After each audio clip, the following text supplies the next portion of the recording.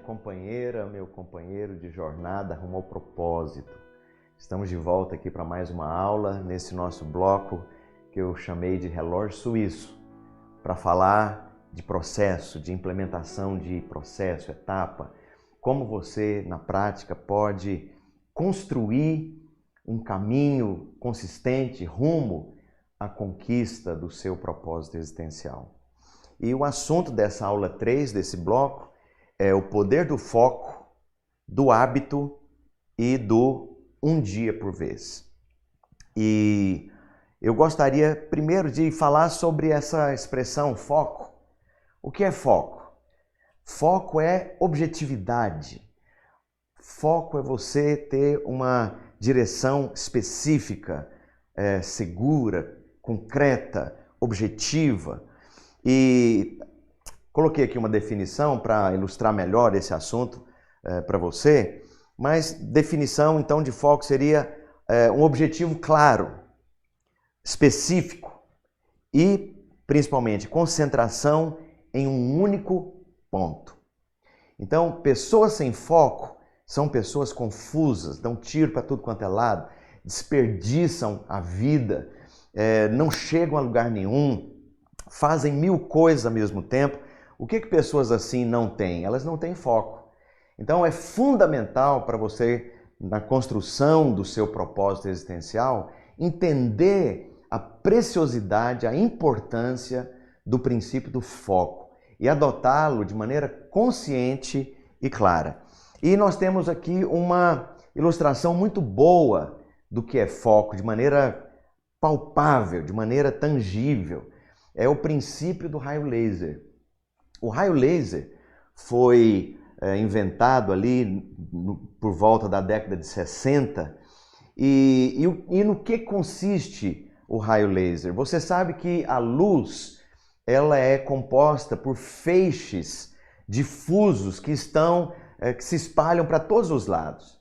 Então, os feixes de luz eles caminham em direção retilínea, mas eles estão difusos para todos os lados possíveis. Então, os feixes de luz, eles caminham em todas as direções, sempre em linha reta, mas eles estão espalhados, esparramados. E aí, finalmente, um cientista, na década de 60, descobriu uma maneira de induzir os feixes de luz por um caminho através de uma lente que coloca todos os feixes concentrados na mesma direção, no mesmo objetivo. E os primeiros lasers foram feitos usando o rubi. Então, isso mesmo, a pedra, rubi, pedra preciosa.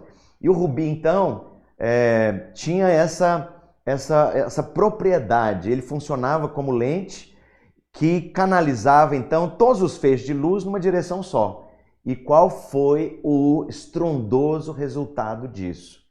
Como resultado desses feixes de luz passando então por essa lente concentradora de foco, você tem do outro lado um raio tão poderoso que é capaz de perfurar qualquer coisa na natureza. O mais espesso aço, o mais espesso concreto, não interessa o que esteja na frente de um raio laser de grande potência. Ele é capaz de derreter, de penetrar, de perfurar qualquer coisa. Por quê? O raio laser é só luz. Só luz. Com a diferença que ela foi poderosamente concentrada em um foco. E você, nós podemos dizer então, nessa nossa metáfora, nessa nossa ilustração, você é esse raio de luz. Você, suas energias, sua vida, seu tempo, suas oportunidades, seu trabalho, seu investimento, a sua inteligência, a sua capacidade administrativa, as suas iniciativas de criatividade, todas as coisas da sua vida, elas podem estar canalizadas em direções confusas, cada uma para um lado e algumas competindo e conflitando umas com as outras. Ou então você pode escolher ter foco. Se você escolhe ter foco, eu garanto para você, a sua vida nunca mais será a mesma. E é interessante, foco é não perder oportunidades. Oportunidades em linha com o seu propósito, obviamente. É disso que todo esse curso está tratando. Então, se eu tenho foco, se eu sei que aquela oportunidade vai cooperar e ela é importante na somatória, no alinhamento de condições para o cumprimento do meu propósito, então eu não vou perder a oportunidade, de maneira alguma. Segunda coisa, é dizer não a todas as distrações. E aqui tem algo, então, fundamental, talvez um dos princípios mais importantes de se ter foco. Você vai ter que fazer escolhas, rapaz, moça, senhora, jovem. Você vai ter que fazer escolhas. E esse é o ponto do foco. Nós vamos sendo criteriosos e seletivos, deixando de lado tudo que é bom, agradável, jóia, correto, muito adequado em qualquer outra ocasião. Não naquela em que eu estou concentrado na busca de um objetivo central. Então, por exemplo, quem está se preparando para um vestibular de medicina na USP, ele não vai visitar a casa da vovó e passar um mês, visitar a tia na Itália, sair 2, 3 vezes na semana para o barzinho, para a balada, passar uma noitada de festa por aí, sair todos os sábados para jogar futebol com os amigos de tarde. Ele não vai dormir ali depois do almoço durante 3, 4 horas, não vai acordar tarde, não vai se envolver com bebedeira, com outras coisas. Por quê? Todas essas coisas concorrem com o propósito, com o objetivo, com o alvo de passar no vestibular. Eu tenho um irmão, eu admiro muito por essa disciplina. Ele terminou o ensino médio, prestou um vestibular para engenharia civil numa universidade federal e não passou. Sabe o que ele fez? Ele se mudou para o interior, para a casa de uma tia, e ele se fechou naquela casa durante 1 ano. Durante 1 ano ele não teve vida. Não teve vida social, não passeava, não saía, não saiu daquele confinamento. Então ele estava focado em rever toda a matemática, toda a química, toda a biologia, toda a física, todas as disciplinas envolvidas ali no vestibular. E ele então treinou e reviu e se aprofundou e ganhou segurança, e ele finalmente passou e passou muito bem no vestibular de engenharia civil na Universidade Federal. O que ele fez? Ele descobriu que sem foco ele não conseguiria conquistar o seu propósito, o seu projeto. E é interessante, então, ter foco é dizer não às distrações, é postergar a autorrecompensa de sair, de passear, de viajar, de ir no cinema, de ir para alguma celebração, enfim. Então você vai colocar foco. Como? Dizendo não às distrações. O que mais é foco? Foco é concentrar energia, trabalho, tempo e dinheiro. Então, se você tem foco, você vai concentrar essas coisas e vai ser seletivo, como eu disse, tirando da sua frente, tirando da sua agenda, tirando das suas listas de compromisso e de responsabilidade, coisas que concorrem e conflitam com a conquista daquele objetivo. Então, veja bem, foco finalmente é persistir, insistindo, fazendo a mesma coisa até cumprir finalmente o seu objetivo. Eu pergunto, você é uma pessoa de foco? O problema de muita gente sincera é que ele tem até algumas ideias que contribuiriam para o cumprimento do propósito. Só que, infelizmente, a pessoa não tem foco, não tem entendimento da importância disso, ele não vai chegar a lugar algum. É uma pessoa autoindulgente. Da mesma forma, isso vale para questões financeiras. Uma pessoa que tem uma meta, por exemplo, de comprar uma casa, de ajuntar um recurso para fazer dar uma entrada em um financiamento de um apartamento, por exemplo, mas ele sempre é autoindulgente, compra um relógio novo aqui, compra um sofá novo lá, reforma alguma coisa aqui, faz uma viagem desnecessária lá do outro lado, ele não vai ter condição de cumprir o objetivo dele, porque finalmente ele não conseguiu juntar o recurso para aquele alvo. Faltou o quê? Foco. Você tem foco? Mas irmã gêmea ou irmão gêmeo do foco é o hábito. E o hábito, eu não sei se você está acompanhando, mas algumas dessas nossas aulas eu estou chamando de o poder de ou poder do. Por quê? Porque realmente essa é a maneira mais apropriada de se referir a isso. Hábito tem poder para te fazer conquistar certas coisas. E essa questão do hábito e do foco estão intimamente ligados. O hábito molda novos caminhos neurais. Lembra das nossas aulas lá nos blocos anteriores? Então, sempre um comportamento repetido e insistido, ele vai moldar novos caminhos neurais. E o que são, então, só relembrando os caminhos neurais? É uma maneira do seu cérebro funcionar, encontrando um caminho mais fácil para fazer aquela mesma coisa as próximas vezes. É por isso que depois que você insiste em algo que te era novidade e as primeiras vezes foi complicado, foi desagradável, foi meio que difícil, estava forçando um pouco. Uma vez que você repete aquilo a segunda, terceira, 10ª, 20ª vez, o seu cérebro entende que aquele vai ser um caminho natural e normal.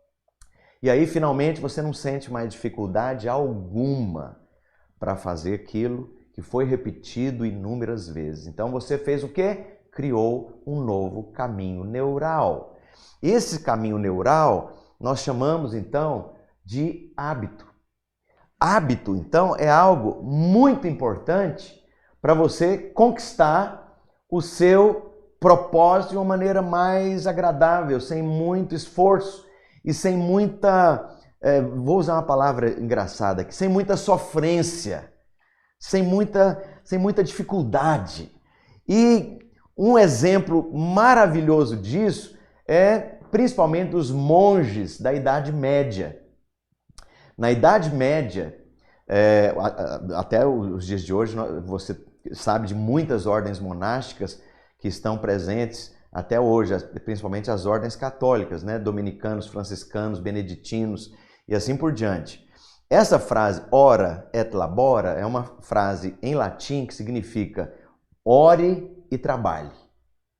Então, isso fala de uma ênfase da vida diária dos monges que estavam ali focados naquele estilo de vida com muita disciplina. E essa disciplina, esse foco, esse hábito, era dedicado a duas coisas, orar e trabalhar. Orar em primeiro lugar, relacionamento com Deus. E trabalho. Esse trabalho aqui era tanto o trabalho do dia a dia, da rotina, da plantação, da fábrica de pães, do cuidado com a limpeza, construção e reforma dos monastérios, mas também, principalmente, especialmente na Idade Média, com foco em estudo, desenvolvimento científico e estudo das filosofias gregas e também das escrituras sagradas e de copiar, naquela época não havia livros, não como nós entendemos hoje, mas de copiar escritos antigos da Idade Clássica e também das escrituras. Então, os monges eram aqueles que faziam ciência. Por isso, a parte do analfabetismo, da ignorância generalizada que imperava na Idade Média, fora dos mosteiros e fora das fileiras da igreja, estar dentro da igreja, estar dentro principalmente de um monastério, significava ser alfabetizado, significava poder estudar e significava poder fazer ciência. Por isso, a maior parte dos filósofos e cientistas da Idade Média eram monges. Então, veja bem, e o que eles faziam? O que um monge faz? Ele, normalmente, qualquer monastério, ainda nos dias atuais, funciona mais ou menos assim. Eles acordam muito cedo, por volta de 4 horas da manhã, aí tem um período de reza, né, falando de ambiente católico, tem um período de reza, de meditação, depois tem o período de preparo do café da manhã, e aí bem cedinho ali por volta de 5 e pouco da manhã, toma o café da manhã, e aí tem lá uma celebração conjunta de cantoria, de canto gregoriano, de celebração conjunta, e depois todo mundo vai para o trabalho bem cedinho e vão focar naquilo que cada um está envolvido. Então é muito interessante. O que esse modelo dos monges nos ensina? Primeiro, um hábito forma em você 3 coisas, então, fundamentais. A primeira delas, te leva a caminhar no modo automático. Esse modo automático aqui é o tal do caminho neural sobre o qual nós temos falado tantas vezes. Por que automático? Porque o seu cérebro procura os caminhos mais fáceis, mais rápidos, mais simples, mais confortáveis, mais adequados. Então, depois de repetir 1, 2, 10, 20 vezes, você entra nesse modo automático. E aquilo que as primeiras vezes foi extremamente dificultoso, você vai aprender e vai fazer de maneira automática, quase que inconsciente. Por quê? Porque aprendeu. Porque o caminho neural agora, ele vai como que empurrar você por aquele fluxo. É o novo leito do rio que você cavou. À medida que você insistiu, então, no hábito, na repetição do hábito. Então, essa coisa da repetição para estabelecimento do hábito é chave. Segunda coisa, o que o hábito forma em você? Uma rotina. O que é uma rotina? Rotina é um caminho que vai acabar te dando segurança. Eu sei fazer. Aprendi a fazer. Ah, mas como é que você aprendeu a fazer? Fez uma primeira vez, foi uma porcaria. Fez uma segunda vez, foi outra porcaria. Fez a terceira vez, foi uma quase porcaria. Fez a quarta vez, foi mais ou menos. A quinta vez, errou em 2 pontos, foi outra porcaria. A sexta vez foi mais ou menos. A sétima vez foi até razoável. A oitava vez foi até joinha. A 9ª vez melhorou bastante. A 10ª vez foi bom. Não foi ótimo ainda. Depois que você repetir isso aí 20, 30 vezes, você vai se tornar um expert. Você vai se tornar um especialista naquilo. Isto vale para todas as áreas da vida. Todas as áreas. Para aprender a cantar, para aprender a tocar, para dominar um instrumento musical, para falar bem uma língua, para passar numa prova com nota máxima, para aprender a dirigir, para aprender a administrar, para aprender a formar equipe, para aprender a liderar, para aprender a qualquer área científica, para desenvolver algum esporte olímpico, qualquer área da vida. Hábito de leitura, hábito de, enfim, corrida, de levantamento de peso, de arco e flecha, de tiro ao alvo, enfim, qualquer coisa da vida. Isso, então, é um bônus. Quando você ganha a tal da rotina, você ganhou segurança, porque o hábito foi estabelecido. Qual outra coisa que o hábito forma em você? Prazer. É isso mesmo.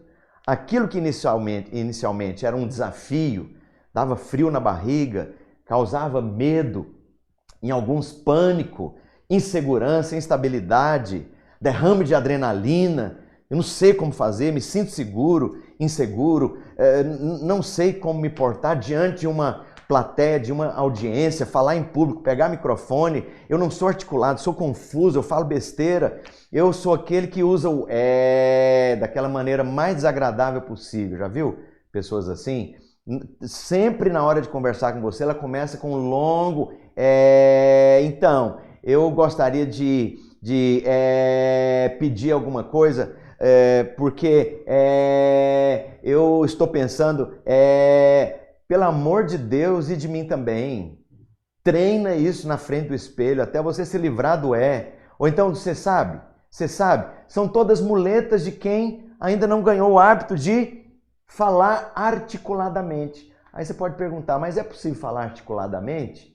De maneira clara, concatenada, objetiva, articulada? Eu repito essa palavra? É uma questão de treinamento.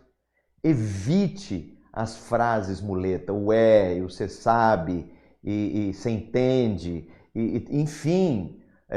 E isso é treinamento. E quando você ganha fluência na rotina, entrou no modo automático, você vai perceber o seguinte: toda vez que você cumpre aquela tarefa ou aquele trabalho, por exemplo, um treino de musculação. Gente, vamos ser realistas. A pessoa que não está em condição física e vai começar um treino de musculação, treinando todos os músculos do corpo, do braço, do peito, das costas, das pernas, os bíceps, tríceps e tudo aquilo. E quando ela treina pesada a primeira vez, há um derrame de ácido lático no corpo inteiro. Aquilo é um inferno, desculpa a expressão. A pessoa se sente quebrada, atropelada por um caminhão. E é horrível, já fiz isso várias vezes. Mas aí a pessoa então insiste, vai uma segunda vez e ao exercitar os músculos, o ácido lático é forçado a circular, a drenar. Essa é a tal da drenagem linfática, né? O ácido lático desaparece ou vai desaparecendo, a dor diminui, a pessoa repete 2, 3, 5, 10 vezes. Depois de algumas semanas, alguns meses, ao terminar o treinamento, há um derrame, deixa eu usar essa palavra inapropriada, os médicos aí me perdoem, um derrame de endorfina, serotonina, dopamina e oxitocina. E esses hormônios, eles são os hormônios do prazer. São os hormônios do que te leva a achar agradável, melhor dizendo, fazer certas coisas. Então veja bem, essa endorfina, serotonina, dopamina, etc., que o seu próprio corpo faz circular, especialmente no seu cérebro, te dá uma sensação enorme de quê? De bem-estar. E é impressionante, pequenas tarefas, pequenas coisas que você faz, você vai se sentir recompensado pelo seu próprio sistema nervoso central, que te dá aquela sensação de prazer, de felicidade. E esses hormônios aqui são chamados de os hormônios da felicidade. Quando alguém está em depressão profunda, o que falta na prática são esses hormônios funcionando como estimulantes dentro do sistema nervoso da pessoa. Por isso a pessoa está depressiva. E aqui então, vamos tratar como ganhar então um hábito. Qual a maneira prática de ganhar um hábito? Vamos ser objetivos. Isso é fundamental para a nossa jornada construindo o propósito. É fundamental para você. Primeira coisa, não inicie, pelo amor de Deus e de mim também, com alguma coisa complicada, difícil. Inicie com alguma coisa muito simples. Você tem dificuldade de fazer aquele apoio completo, de estar com o corpo completamente suspenso, voltado para o chão e levantando então as suas duas mãos? Há outras maneiras de você fazer a mesma coisa, o mesmo exercício, com menos peso. É só apoiar o joelho no chão, por exemplo. Isso torna muito mais simples, mais fácil, menos pesado, por exemplo, você fazer esse apoio, esse exercício de apoio. Então veja bem, se eu sei que eu posso começar com pequenas tarefas, pequenas porções, com menos desafio, é claro que eu vou fazer isso. Um grande amigo que vivia com um problema de sobrepeso, eu acho que eu já contei isso em algumas das nossas aulas anteriores. Ele pagou um personal trainer e disse para esse personal trainer: ele disse para o sujeito e falou, se você me fizer correr, eu vou te dar um bônus financeiro. E aí, esse personal trainer é um profissional, levou esse meu amigo então a caminhar pequenas distâncias e aumentar devagarzinho as pequenas distâncias, e o meu amigo foi gostando da ideia. Ele cumpria cada uma das tarefas e achava aquilo fácil. E aí foi andando cada vez distâncias maiores. E aí, de repente, o personal trainer o levou a correr uma distância bem curta. Depois a correr uma distância um pouquinho mais longa. E foi aumentando. Esse meu amigo passou a correr diariamente por volta de 7 quilômetros todos os dias. E ele perdeu peso e praticamente alcançou o meu peso. Eu nunca fui obeso. E é interessante. E como é que ele conseguiu fazer isso? Com prazer. Por que que ele adquiriu esse hábito, essa rotina, essa nova maneira de funcionar? E ele mesmo me contando, olha, que prazer se tornou correr. Isso era inimaginável para ele antes. Porque ele começou com coisas simples. Segundo princípio, aumente a intensidade aos poucos. Aumente a dificuldade aos poucos. Aumente o desafio aos poucos. Não força a barra. Só vá para um grau um pouquinho maior de desafio e de dificuldade quando você já está saturado no modo anterior, no nível de dificuldade anterior. Terceiro aspecto para implementar um hábito: divida a tarefa, o desafio, o problema, o exercício, o trabalho em pequenas partes, em pequenas porções. Porque à medida que você conquista a primeira parte, você executa a primeira etapa, você vai se sentir recompensado, motivado, inspirado a dar continuidade para aquele processo todo. E ao final, lá adiante você vai ver que aquilo que foi dividido inicialmente em 3, 5, 8 partes, finalmente se tornou execuível, factível.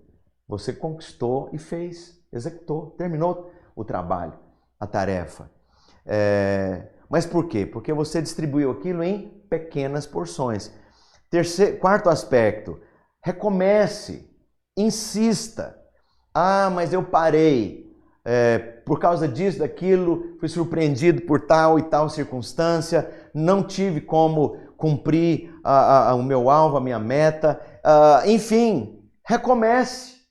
Recomece 1, 2, 3, 10 vezes. E aqui que está então o segredo de boas amizades e companheiros de tarefa, companheiros de trabalho, companheiros de desafio. Um ajuda e apoia, e inspira e puxa o outro. Todas as vezes que você for implementar alguma coisa que é desafiadora na sua vida, não vá sozinho. Esse é um princípio, aprenda isso, adote isso. Encontre pessoas que querem praticar a mesma tarefa, fazer o mesmo trabalho, aceitam o mesmo desafio, vão juntos, porque um apoia o outro, e isso é especialmente importante quando alguém desiste ou alguma coisa te impede de continuar fazendo aquilo como planejado anteriormente. E outra coisa, não se cobre, não se torture. Como eu disse, desfrute, como o meu amigo que aprendeu a correr e faz isso até os dias de hoje. Então, aquilo que antes era um tormento na cabeça dele se tornou um prazer. Agora, como que se tornou um prazer? Passo a passo, etapa por etapa. E aí, finalmente, ele conquistou. Tem um outro grande amigo que estava com vários problemas de saúde, sobrepeso, uns 20 quilos a mais acima do peso, e aquilo causando muitos problemas físicos. E aí ele decidiu, então, emagrecer. E como é que ele fez? Ele adotou um outro estilo de alimentação. Não foi uma dieta, foi um estilo de alimentação. Mas ele me conta que foi muito penoso as primeiras vezes, foi difícil, mas aquilo foi se tornando fácil, foi se tornando aceitável, se tornou uma alegria e hoje ele mantém o peso adequado, acabaram os problemas de saúde e ele está dentro então de um estilo de vida completamente saudável. E finalmente, os dois últimos aspectos aqui que envolvem princípios para o estabelecimento desse hábito. Exerça paciência. Então, tenha paciência. E paciência é uma escolha. Não se torture, é um ato da vontade.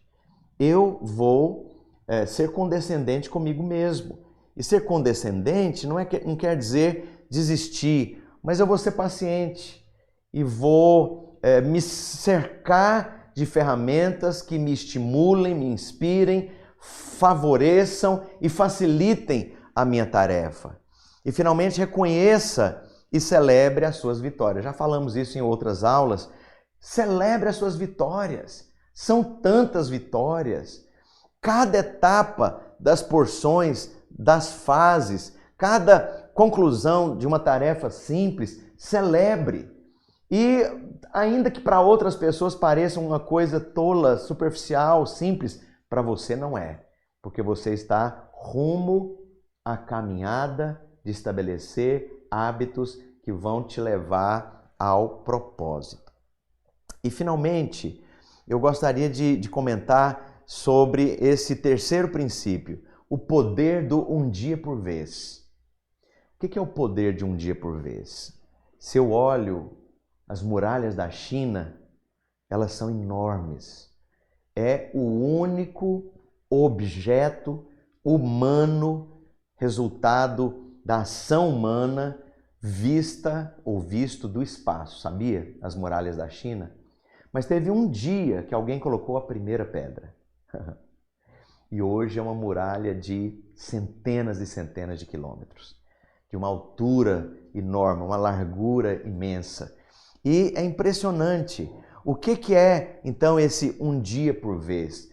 Tarefas enormes, desafios descomunais, inimagináveis, aparentemente fora de alcance, eles se tornam palatáveis, exequíveis, realistas, quando você entende o poder de um dia por vez.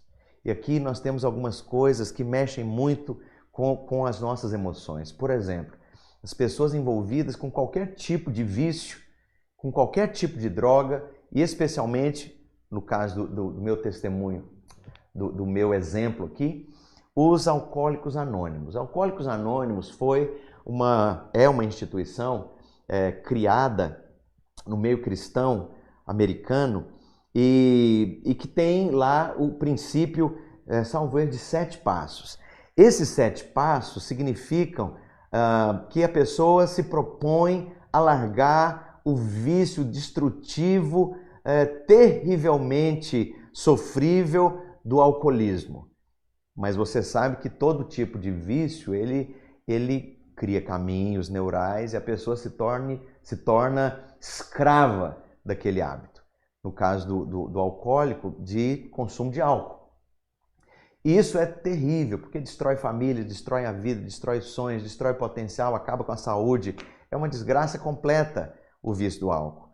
E nos Alcoólicos Anônimos, eles têm então aqueles grupos, aquelas comunidades que se apoiam, se fortalecem, se estimulam, se encorajam, se inspiram, se encontram semanalmente. Mas uma coisa é estabelecida desde o começo, o princípio do um dia por vez. Então eu não vou pensar que eu vou me livrar do álcool o resto da vida. Aí alguém que está de fora fala, mas isso é um absurdo. Então você não está definido que você quer resolver o problema do álcool o resto da vida? Só que o princípio da vitória é entender que eu vou conquistar a vitória uma vez a cada dia. Aí se torna palatável, aí se torna realista, aí se torna exequível, dá para fazer.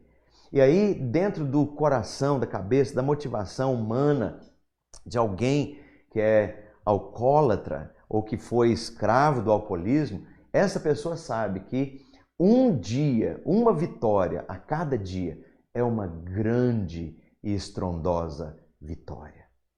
Então veja bem, por que isso aqui é importante no aspecto de hábitos, na construção então desse processo de você estabelecer uma caminhada consistente rumo à concretização do seu propósito existencial? Porque quando você entende isso, qualquer coisa agora é factível, dá para fazer.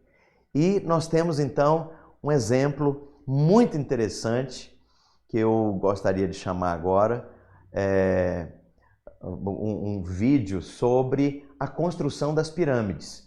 E enquanto você vê o vídeo, eu vou fazer uma pequena narrativa te dando então algumas informações acerca das pirâmides. Primeiro, olha só como vamos usar, por exemplo, a pirâmide de Quéops, que é a maior delas, a mais antiga. Essa pirâmide tem 138 metros de altura.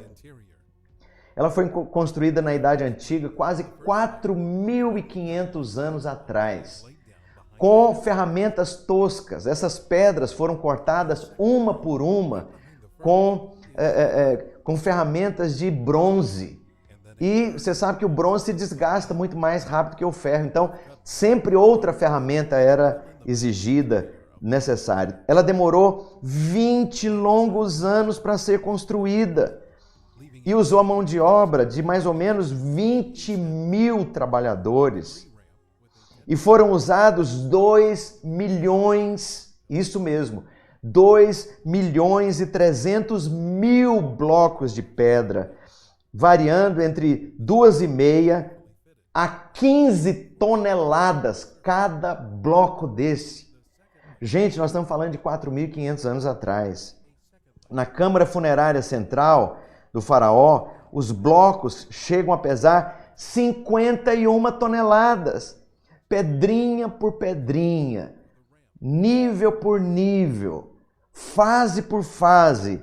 As pirâmides, então, foram sendo edificadas. Então, veja bem, mas por que eles conseguiram finalmente construir esses monumentos que até hoje são dos principais monumentos? Faz parte as pirâmides, sendo uma das 7 maravilhas do mundo antigo. As outras 6 desapareceram com o tempo. A única que persiste até hoje são as pirâmides. E é interessante, por que elas foram construídas e como conseguiram construir? Colocando uma única pedra por vez, pedra por pedra, uma a uma, no longuíssimo prazo, um dia por vez. E finalmente no topo colocaram ali uma pequena pirâmide de ouro, recobriram toda a construção, todo o monumento com uma pedra calcária branca e estava pronta a pirâmide. Alguém poderia imaginar que seria possível fazer isso? 4.500 anos atrás, com tecnologias limitadas? Deixa eu te falar uma coisa. Tudo que você determinar a fazer é possível se você seguir essas 3 coisas tão poderosas que caminham juntas, que são o foco, hábitos e um dia por vez. Qual que é o seu objetivo na vida? Eu quero te encorajar, desafiar, inspirar, dizendo que você vai cumprir o seu grande propósito existencial. Eu te encorajo sobre isso. E nos vemos na nossa próxima aula.